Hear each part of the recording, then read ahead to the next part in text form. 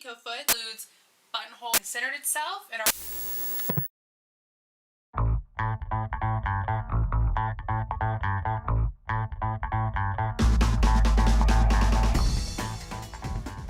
Hey everyone, this is Sarah with SewingPartsOnline.com. Today we're going to go over how to use a double piping foot.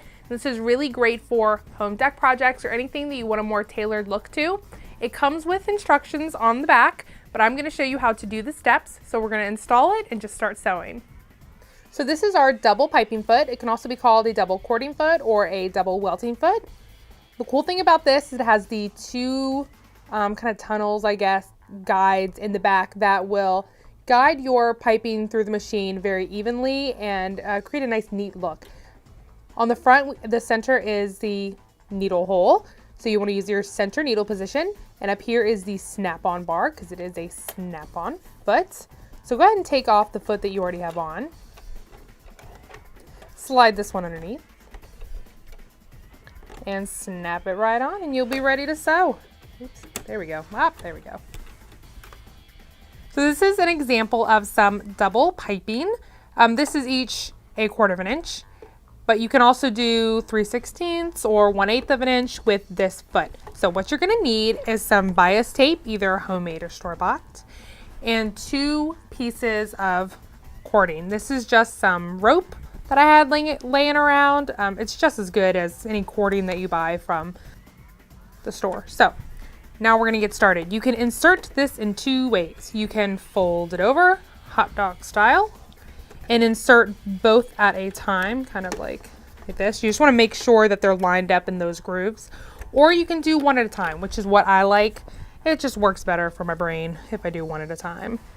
Now with this foot, you can make single piping. So it's kind of has the range of things you can do. So just line it up, and I start with a little cording popping out. Not that much, but little popping out. Kind of get it snug with your fingertips and put it into the foot. There we go. Right into that left side pathway. So now, depending on the side of cording you use, you want to move your center stitch so that it is snug up against the cord. So a perfectly center needle will work, but I like to move mine over just a little bit. Oh, that's too much. Because I moved it earlier. Okay, there we go. And that'll work for me. For the 1/8 of an inch, I'll have it like right up against that edge. So let's just go ahead and get started sewing because this is a 2-part technique. I'm gonna backstitch. I'm using some green thread so you can see it, but also because I think it looks cool. You know, just a personal preference. But you can use monofilament thread, like the clear thread. You can use metallic thread. You can use the same color if you really want it hidden. Whatever you're feeling. I'll show you a couple examples of those after we finish this. So then I'll backstitch. Trying to keep my hands out of the way. So this is step 1. Now what we're going to do is get the piping, second piping. And you can either fold it into the hot dog bun, as I'm referring to it, like this, if that's what you like, or you can put it like this. Whatever you want is fine. So you have it like this, right? Just sewed the green thread, put this right by the green thread, and flip it over. Now, you can flip it over this way, which exposes some of the red thread, or you can flip it over that way, which will have it clear. I like to flip it over this way because it gives me a little bit of a trim, like if I wanted to use this for trim, not just to cover up, you know, upholstery, staples, or whatever. So I have it like this. Now I'm going to insert the 2 cords right there. I want them to be lined up with their right and left tunnel, as I'm calling it. Are we good? Is everything nice and snug? I think it is. My fingers are making sure this is nice and snug. And here we go.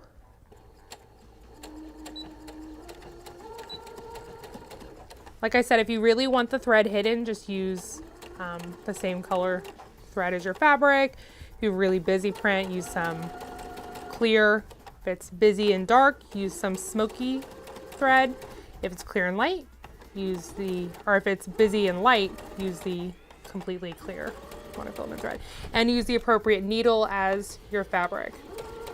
So if I'm using metallic thread or if I'm using monofilament thread, I'm going to use a metallic needle. Back stitch.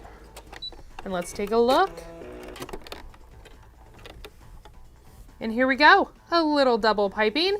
And if I was using this to just glue over some upholstery staples, then I would just cut this whole middle section kind of like a fin, I guess, like a little mohawk. Or if I wanted to use this as trim on like the side of a pillow or something like that, I'm gonna leave this in there. So it's really up to what you wanna do. And I'll show you a few examples of some other ways you can kind of get creative with this.